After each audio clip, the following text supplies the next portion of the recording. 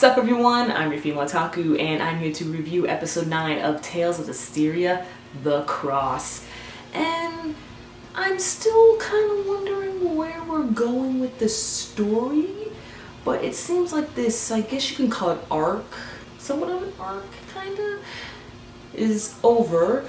And I really did, though, one of my favorite part of this episode was with Milford and Saray, not just because of them yaoi vibes, because you know they're always there, but because I honestly felt a genuine bromance in that scene where Milford came up and there's no easier way to say this, but when he kind of, I don't know, morphed or, I don't know, merged with Saray. I'm trying to make this as less yaoi as possible, man. Work with me here, okay? And then, you know, Saray got into his final shepherd form, and it looked totally badass. Oh, that was too cool. Before that, other things with this episode, we meet a new kind of seraphim. They're called Norman seraphims, and they're known, well, this guy was called Attack, and I really like Attack. I mean, normally I would hate little familiar-like characters such as him, but he wasn't really irritating to me, and he actually does have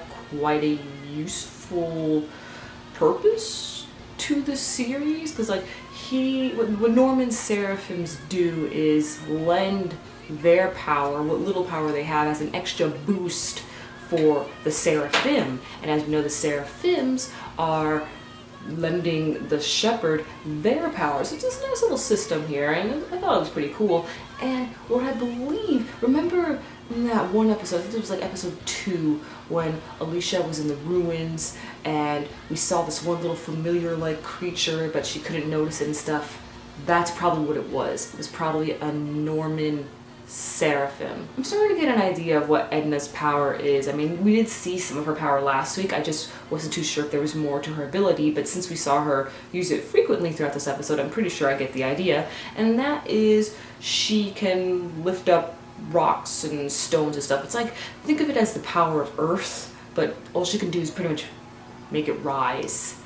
That's about it. Alicia can now hear the seraphims, well, when Saray is near, but still, that's a great step. And Alicia went in this episode, when she saw that the bridge was destroyed, she quickly got the map and everything, tried to find the next route around this so that she can make it over to the townspeople, give them her medicine. Unfortunately, her medicine didn't work, but that's all because of the Drake, a baby dragon, and that baby dragon was about to grow into a big dragon, then you could no longer purify it. So that was Saray's task, and he ended up doing that. So that was great. Pretty much all I have to say for this episode. Like I said, I really don't know what's gonna happen next, and this was confirmed to be 2 core, so I really just have no idea where we're going with this.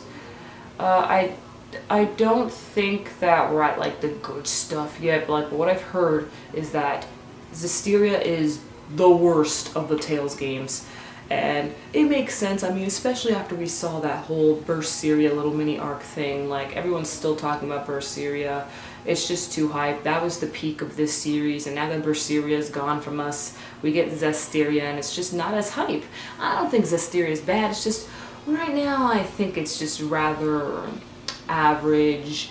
Average isn't a bad thing either, but I felt like, or at least I hoped, that it was gonna be better, and it's not, at least in my opinion. But you know, the series isn't over yet. Like I said, it's confirmed to be 2 cores, so let's just let this core finish out and then we can make our judgments afterwards. But anyway, let me know your thoughts on this episode, and catch me later as I review The Promised Neverland.